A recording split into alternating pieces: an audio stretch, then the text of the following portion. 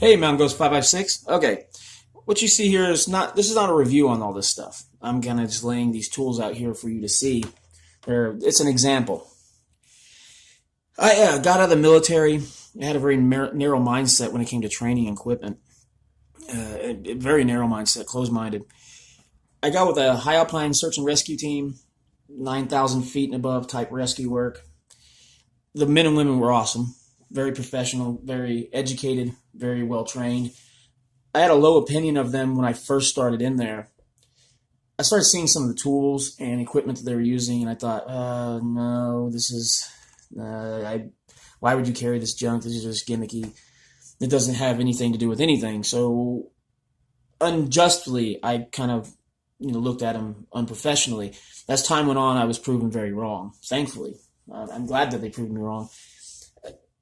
They started using these tools, and I started thinking to myself, well, you know what? Maybe I could use this. Maybe something like this isn't just a gimmick or just some kind of sharper image piece of junk.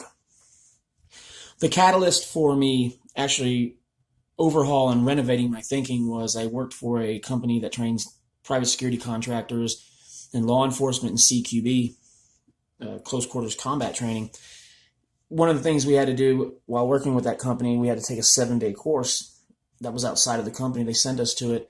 It was a 7-day course, more like a 7-day adventure in being humbled.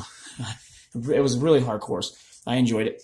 But they trained individuals to go to Afghanistan, Iraq, Central South America, lovely little places like that, to survive civil unrest in an urban environment. And that was the whole part of the training.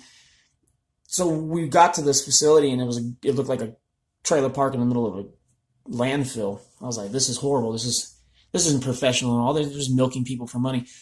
We got off the van. We were looking at each other, and I said to one of the guys, I think he was worked for the State Department or something.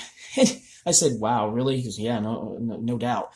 Then we walked into the classroom. We were slapped in the face with a $60,000 training classroom, completely contrasted to what I saw outside.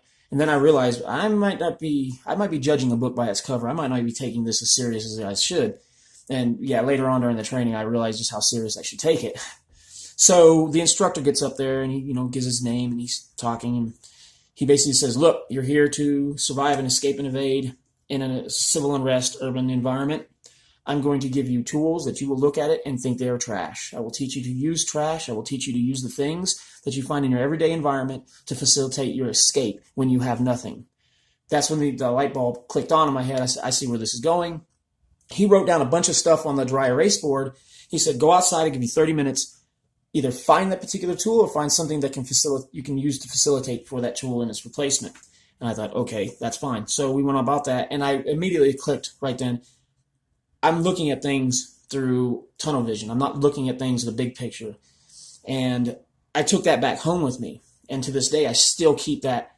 Maybe what some people consider gimmicky can actually be used for something.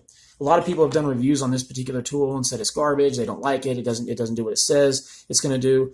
Well, sometimes everything doesn't live up to its hype. You just got to repurpose it. Like this right here. This is a spoke adjuster. It doesn't work on my mountain bike. But does that mean that this thing can't unscrew, the covering to a wall socket? Of course it can. Does that mean this little sharp blade right here, maybe not the sharpest, but a little touch up, it's a sharp blade? Can this do automotive repair? Like take the head off of an engine? No, but it certainly can cut a package open to replace the part. Can this open the pyramid and get into King Tut's tomb? No, but it can pry something apart. I learned just because it looks gimmicky that it can be used for something. If you go into a situation closed-minded, you're going to remain closed-minded. Like this. I've seen these, I don't know, everywhere. People have them on their keychains. I'm like, oh, that thing's a piece of junk. It was given to me as a gift. I threw it on my keychain to humor the person. I wound up using this thing, this little Swiss Tech, like a dozen times for various, little tasks. I really honestly thought to myself, okay, I got to reevaluate.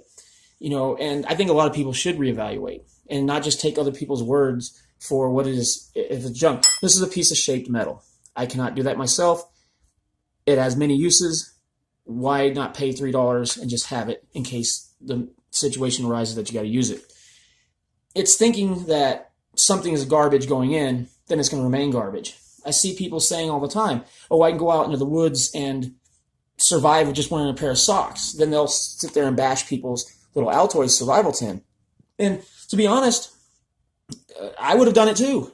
I would have been like, what in the world is this thing? Why are you carrying, like, it looks like something the borrowers would have hidden between the walls, or a ferret would hide in the back of under a bed back behind a corner. I thought it would have been garbage. But I learned that this is useful. You know, the guy that can go out and survive wearing a pair of socks bashes that, but yet, wait a minute, you said you can go survive wearing a pair of socks. Imagine what you can do with all this stuff. That's my mentality now. You know, it's like, look at something and see it for the positive and not the negative. I got to work on my sink, unfortunately. I'm going to have this Leatherman, but I'm not going to be able to use it to do that project. I got to use this. Does that mean my Leatherman has no usage anymore? Well, that's absurd. I can still use it. It's still a viable tool. This thing might not be able to pry open a vault, but it can pop open a can of paint versus having to hunt around for something. You know, if it's pre-made, you're not going to waste your resources and time trying to find it. You know, and it's thinking like that really puts people in a bind because they can't see beyond their own prejudices when it comes to certain pieces of gear. And if you think this stuff is garbage, that's fine. You know, I'm not going to cut down a tree with this, but I can sharpen a stick. You know, we got to look at things, or people have to look at things in survival situations and in situations where, is it going to be more beneficial if I had this than nothing at all? That's, you know, something you got to ask yourself. I have a saying, you know, that I made up a long time ago. If you keep a closed mind and cut your ideas off the feet, your ideas will never take a foothold. And I believe that. And my experiences have taught me never shut something out. Always keep the possibility of something having a use. This little thing right here. Somebody's like, these things are junk. I've pried open lots of stuff. I've used this as a screwdriver. Would you want to keep one of those on you, or would you want to hunt for a screwdriver? How much room is that going to take up? You know, small tools. Just because it's small doesn't mean it's bad. A lot of people have said, well, go out and start a fire in 32-degree weather with just this. Okay, well, I mean, it can be done. Your hands are going to be cold, you're going to be miserable, but it can be done. You know, you don't need a big ferro rod, you know, the size of a salami. You've got to look at things objectively. Is it better to have some of these things than not at all? Okay, well, this is Mountain Ghost 5x6. I kind of wanted to, you know, put this out there and maybe get some brains stirring about exactly, is everything junk?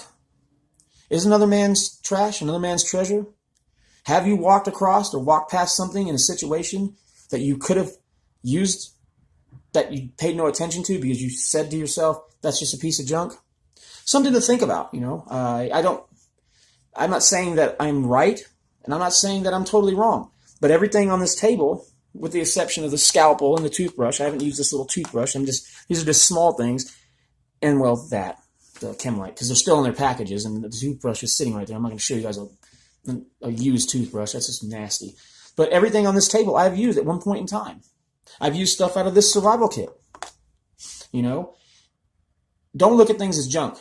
Look at them as potential tools. Okay, this is Mountain Ghost 556 out.